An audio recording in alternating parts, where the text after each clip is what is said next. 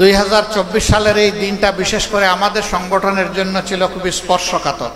তৎকালীন ফ্যাসিস্ট সরকার এই দিনেই অবৈধ অন্যায়ভাবে আমাদেরকে নিষিদ্ধ ঘোষণা করার কথা ছিল। পরে তারা একদিন পিছিয়ে 1 আগস্ট এই অপকর্মটি তারা করেছিল। আমরা সাথে সাথে প্রেস কনফারেন্স করে এটা প্রত্যাখ্যান করেছিলাম এবং জনগণকে, আমাদের সহকর্মীদেরকে আহ্বান জানিয়েছিলাম যে এই দেশে প্রতিবাদের শেষ ঠিকানাও এই সরকার যেহেতু নিশ্চিহ্ন করে দিতে চাচ্ছে, এখন আর বসে থাকার সময় নাই। এখন সবাইকে ঝাঁপিয়ে পড়তে হবে, আন্দোলনকারী জনতার সাথে মিশে যেতে হবে। আলহামদুলিল্লাহ, মাত্র 3 দিনের ব্যবধানে সরকার মাথা নত করে এই দেশ থেকে পালিয়ে যেতে বাধ্য হয়েছে।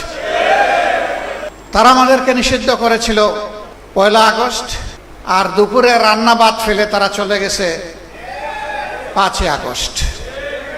আল্লাহ তাআলা তাদের কিসমতে ওটা রাখেন নাই।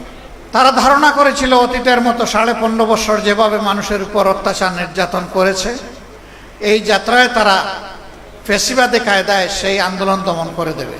কিন্তু আল্লাহ তাআলা সমস্ত কুওয়াতের মালিক, শক্তির মালিক, আসমানের ফয়সালা যখন কারো ব্যাপারে জমিনে নেমে আসে, এইটা প্রতিরোধ করার ক্ষমতা কারোই থাকে না। সেদিন মানুষ মুখে মুখে বলতে শুরু করলো, আল্লাহ তাআলা একদল আবাবিল পাঠিয়েছিলেন। আবাবিলের কঙ্করের কাছে হস্তি বাহিনী অসহায় ছিল আব্রাহার। সেই হস্তি বাহিনী টিকে নাই, টুকরা টুকরা হয়ে গিয়েছিল। ঠিক 5 আগস্টের অবস্থাটা এমনই হয়েছিল। একদিকে সশস্ত্র সরকারি বাহিনীকে নামিয়ে দেওয়া হয়েছিল, তার সাথে সরকারি সন্ত্রাসী গুন্ডারাও হাতে অস্ত্র নিয়ে রাস্তায় নেমেছিল। আর আরেকদিকে নিরস্ত্র কিছু মানুষ বুকে ঈমান আর মুখে দেশপ্রেমের স্লোগান নিয়ে তারা নেমেছিল। এই ঈমান এবং স্লোগানকেই আল্লাহ বিজয়ী করেছে। আল্লাহ তাআলা কালামে হাকিমে বলেছেন, কাম মিন ফিয়াতিন কালিলাতিন গালাবাত ফিয়াতান কাসীরাতান বিইজনিল্লাহ। দুনিয়ার শক্তি, সামর্থ্য আর বিশাল বাহিনী অসহায়, যখন আল্লাহর ফয়সালা হয়ে যায় তখন ক্ষুদ্র বাহিনীকেও আল্লাহ বিশাল বাহিনীর উপর বিজয় দিয়ে দেন। এটি দুনিয়ায় একবার হয় নাই, বারবার হয়েছে। কিন্তু দুর্ভাগ্য, যারা দুরাচার, যারা স্বৈরাচার, এর থেকে তারা শিক্ষা নেয় না, এটা তাদের কপালে জোটে না। এই আন্দোলনে সবচেয়ে বেশি কুরবানি দিয়েছে শ্রমিক সমাজ। যে 1400 শহীদ হয়েছে বলে জাতিসংঘ বলেছে, তার মধ্যে যদি পেশা বিবেচনায় হিসাব করা যায়, শ্রমিকদের সংখ্যা সবচেয়ে বেশি। তারপরে হচ্ছে ছাত্রদের সংখ্যা, এরপরে সাধারণ জনগণের সংখ্যা। সুতরাং যুগে যুগে শ্রমিকরা অন্যায় ও সত্যের বিরুদ্ধে রক্ত দিয়েছে, জীবন দিয়েছে। 24-এও তারা একই কাজ করেছে। এই শ্রমিকরা, তারা তো কোটার জন্য আন্দোলন করে নাই, তারা করেছিল বৈষম্যের বিরোধী আন্দোলন। তারা চেয়েছিল সম্মানজনকভাবে দুমুঠো ভাতকে সম্মানের সাথে পরিবার পরিজন নিয়ে বেঁচে থাকার গ্যারান্টি। কিন্তু এখন আমরা কি দেখছি? এই যে একটু আগে বিশেষ অতিথি বলে গেলেন, জাতীয় সংসদে বিরোধী দলীয় হুইপ জনাব রফিকুল ইসলাম খান সাহেব, যে এই বিভাগের মন্ত্রণালয়ের যিনি দায়িত্বে, তিনি গদিতে বসেই বলে দিলেন, যদি সমঝোতার ভিত্তিতে কিছু নেওয়া হয় তাইলে এটাকে চাঁদা বলা যাবে না। ওনার এলাকায় চাঁদা বন্ধ হয়েছে। আমি জানি না একেবারে তৃণমূলের সব কিছুতে চাঁদা বন্ধ হয়েছে কিনা। চাঁদা বন্ধ করবে না বলে ইতিমধ্যে তারা ঘোষণা দিয়েছে। তাদেরই একজন হুইপ, তিনি বলেছেন যে কোনো দেশ থেকে যে কেউ আসলেও এই দেশে চাঁদাবাজি বন্ধ হবে না। তবে তারেক রহমানের সরকার চেষ্টা করতেছেন এটাকে কিছু নিচে নামাইয়া আনার, মানে এইটার মাধ্যমেও দ্বিতীয় দফা চাঁদাবাজিকে জাতীয় সনদ বা স্বীকৃতি দেওয়া হলো। 1 কোটি 1.5 কোটি মানুষকে তারা চাকরি দিবেন, তাই না? তো অনেকে বলে যে চাকরি তো দিয়েই দিয়েছেন, আর দেওয়া লাগবে কেন? টেম্পু স্ট্যান্ডের চাকরি। কি চাকরি এটা বুঝেন তো আপনারা? চাকরি তো হয়ে গেছে। এই চাকরি তো আমাদের জনগণ চায় না। এই চাকরিকে এই দেশের জনগণ ঘৃণা করে। গতকালকে এই ধরনের একটি সমাবেশ ছিল শহীদ এবং আহত জুলাই যোদ্ধাদের নিয়ে। আমি সেখানে বলেছিলাম, মাথা থেকে পায়ের পাতা পর্যন্ত ঘুণ পুকে ধরেছে। এবং সরিষার মধ্যে ভূত আছে, অতএব ভূত তাড়াতে পারবে না এই সরকার। ধন্যবাদ জানাই তাদের দলীয় একজন সিনিয়র নেতা কালকে বলেছেন যে আমরা হতাশ, 5 মাসের এই সরকারের সময় দুর্নীতি বন্ধ করা যায়নি, বরঞ্চ দুর্নীতি বৃদ্ধি পেয়েছে। তিনি বলেছেন, এটা আমার কথা না। তার বাসায় সবাই দুর্নীতিতে লিপ্ত, একজন ছাড়া তিনি তারেক রহমান সাহেব। আমি বুঝলাম না, তারেক রহমান সাহেব প্রধানমন্ত্রী, তিনি চান না অথচ দুর্নীতি সবাই করে, এটা কিভাবে হলো? আমরা দেখি তার ইশারায় সব কিছু চলে, তাহলে তার ইশারায় এটা বন্ধ হয় না কেন? আল্লাহ ভালো জানেন, মাথা থেকে পায়ের পাতা পর্যন্ত একই, সব কিছু একই কিনা আল্লাহ ভালো জানেন। আমরা দেখতে পাচ্ছি একই। ব্যর্থতার দায় যখন স্বীকার করলেন, তখন কি এই সরকারের আর ক্ষমতায় থাকার কোনো নৈতিকতা থাকে? নৈতিক দিক থেকে সরকার তার অধিকার হারিয়েছে দেশকে পরিচালনা করে। তিনি তো প্রেসের সামনে খোলামেলা বলেছেন, তো এটা তো গোপন কোনো কথা না, এটি হচ্ছে এই সরকারের আমলের বাস্তব চিত্র। ফেডারেশনের 12 দফা দাবি আমি দেখলাম এক এক করে, এবং এইখানে তার কিছু ফেস্টুনও টানানো আছে। এই দাবিগুলো করতে হবে কেন? এটাই তো হওয়া উচিত সমাজে। করতে হচ্ছে এই কারণে যে সমাজে ন্যায্য অধিকারটা প্রতিষ্ঠিত হয়তো নাই, বরঞ্চ অধিকার নিয়ে কাড়াকাড়ি হচ্ছে।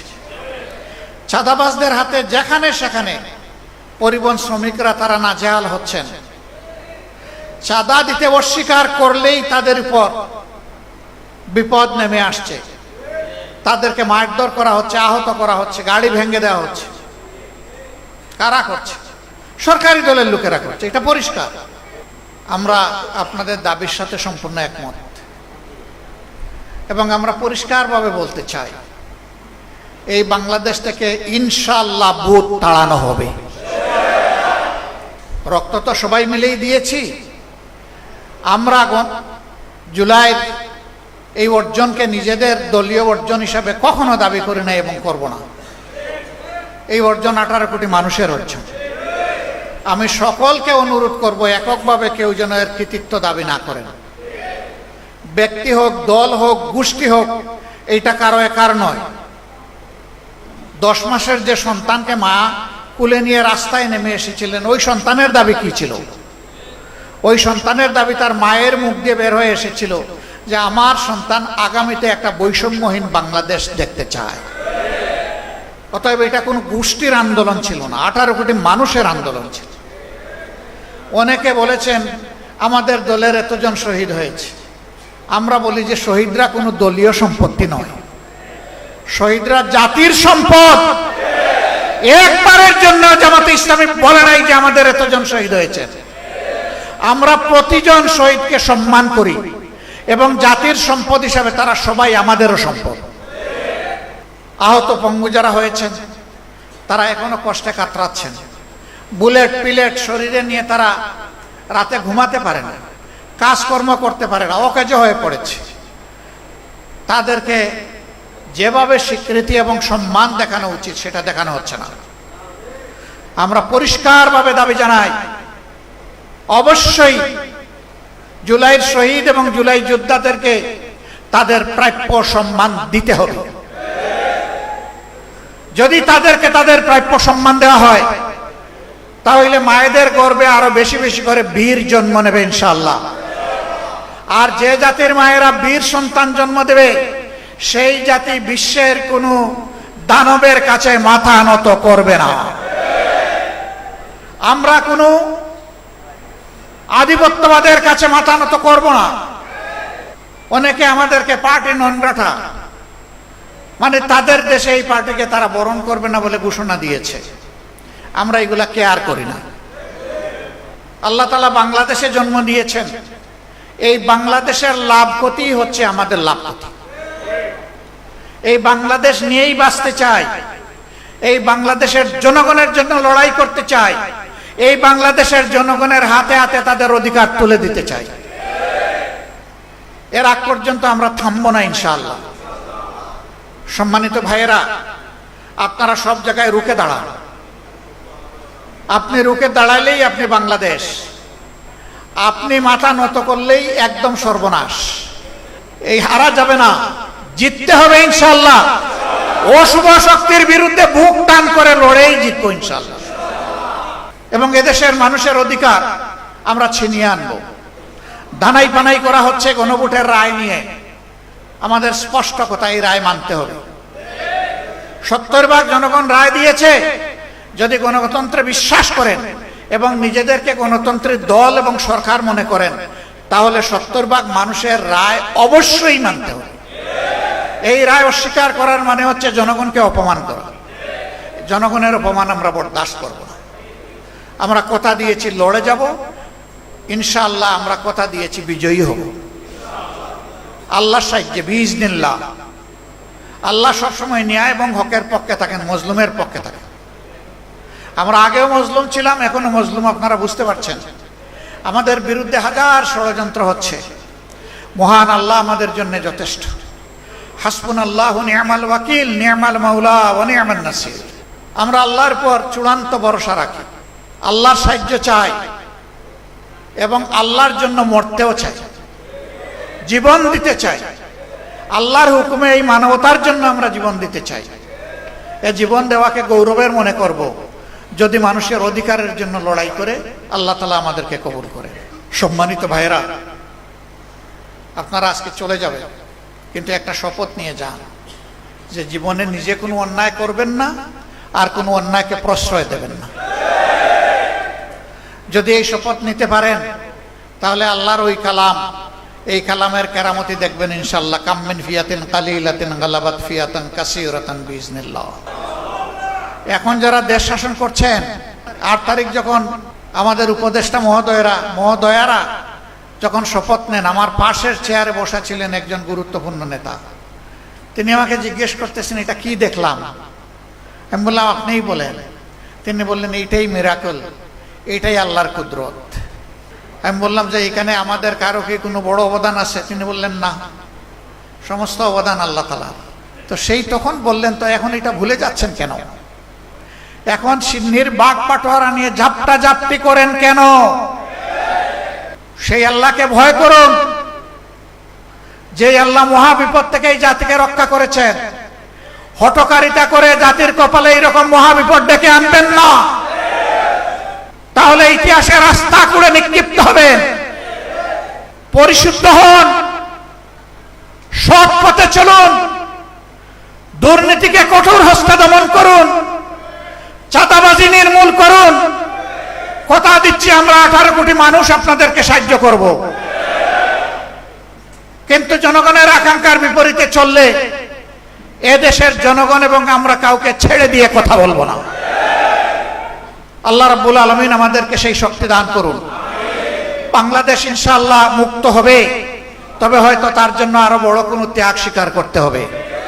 আমি সবাইকে সেই ত্যাগ স্বীকারের জন্য প্রস্তুত থাকার আহ্বান জানিয়ে আমার কথা এখানেই শেষ করছি। আল্লাহ হাফেজ।